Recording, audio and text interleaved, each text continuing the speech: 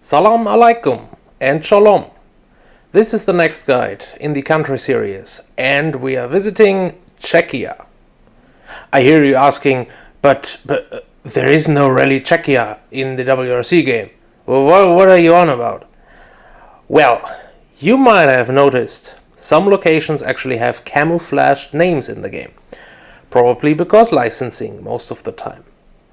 And I started, rather than calling them Scandia or Mediterraneo, I've already started to call them by the actual real-life location, which is depicted at that rally. In the mentioned examples, those are Norway and Corsica. There are also rallies in Spain, New Zealand and Indonesia still coming up. And this one here is representing roads from eastern Czechia, used actually in the Czech Rally Barum, a round of the European Rally Championship. They have decided to call it the Central European Rally, but it sadly has nothing to do with the real WRC rally of that name. No shared roads, not even the actual accurate regional location. It is indeed the most fictional of all rallies in the game. Every single other location uses real-life roads. Most of them actually used in the real rally events. And if not that, at least real roads from the general location of the rally. Even in Norway, a completely made-up rally at that specific location, they still modeled accurate roads from that location.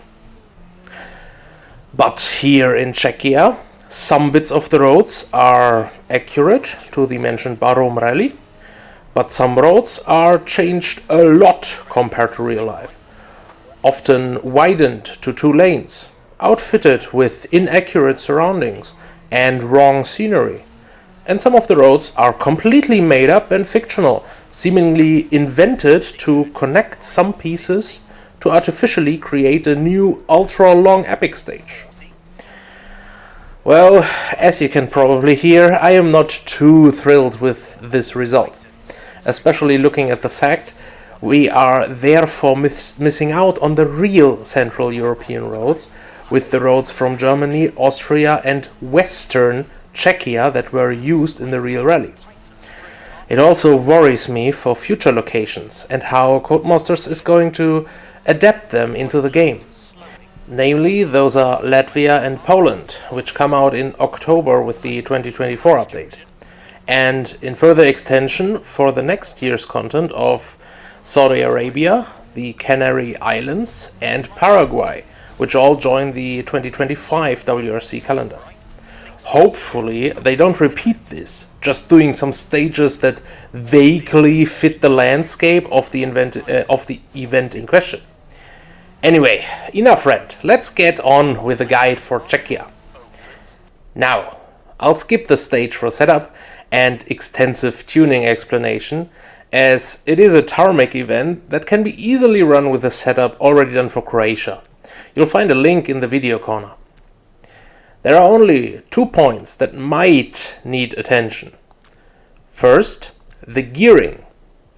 If you happen to max out the car on several points in the rally, slightly increase the gearing to take more advantage of the speed. But don't do this if you don't max the car on the straights, like if you don't go into the red line. The fast areas here are a high risk, high reward drive. So it greatly depends on your personal current skill level to extract your personal best times. A safer driving style, which doesn't max the speed anyway, will benefit more in the times from a faster acceleration out of the tight corners. The gears are therefore dictated by your own strong suit areas in the driving to make the most out of them. The other area to look at are the springs. If and only if your car is unsettled and loses control on jump landings. Then dial up the spring stiffness a bit and or raise the ride height by a small smidge. That's about it. We can already move on to the driving then. I will also skip the usual general approach, because Czechia is fairly easy to get into and most corners are very forgiving, even if you make mistakes. It is probably the most approachable rally for newcomers, similar to what Rally Germany was in Dirt Rally 2.0. So rather, I decided to focus on a few tips for difficult weather conditions, namely pouring rain and snow. I also think the bland landscape looks best in autumn and winter here. The autumn adds leaves all over the road, and in the winter you see a narrow dry path next to snow-covered roads, which all in all adds a more rough atmosphere to an otherwise rather clean event. Let's do the rain first, wet tarmac roads. I deliberately picked a Group B rear-wheel drive here, because these are some of the most sketchy to drive cars in game. This is to highlight the difference in grip you'll encounter on wet asphalt. Compared to gravel, the loss of grip is much more prominent on tarmac and requires a more deliberate adjustment in your driving. The key point I want to bring across here: the driving style you are using or doing is fluid.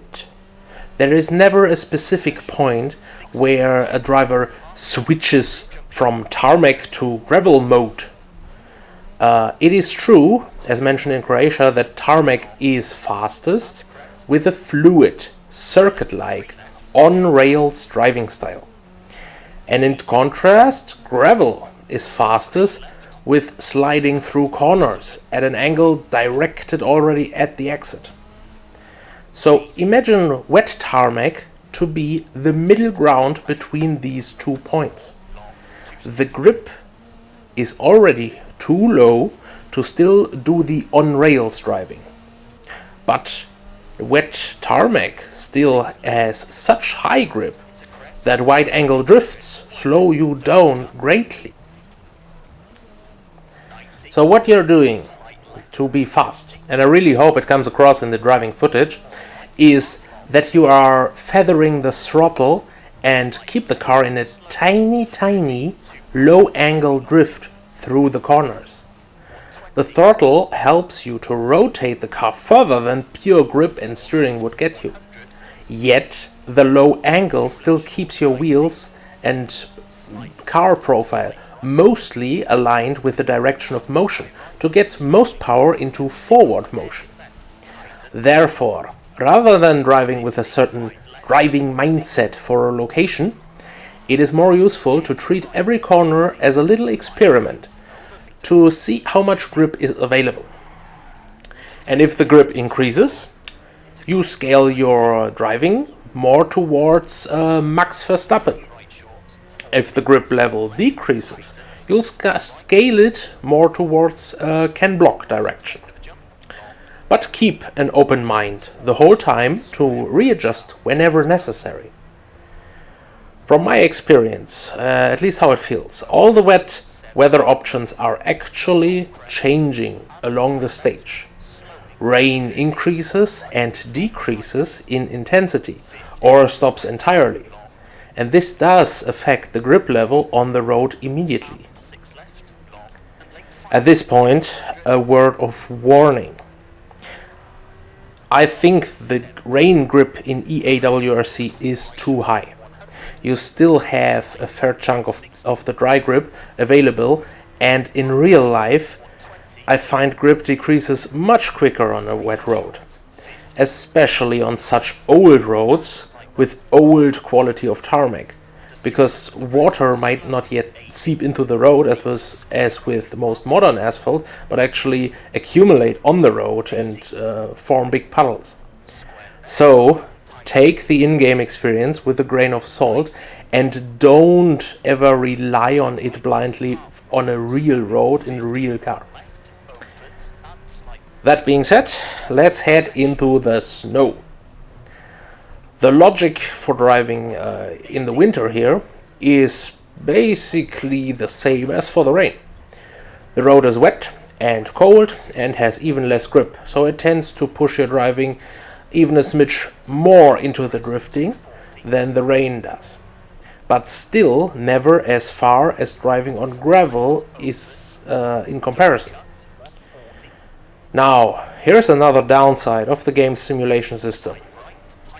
I would now like to tell you that you gotta be careful to stay in the dry line and don't go onto the snow-covered areas, because that's what would happen realistically.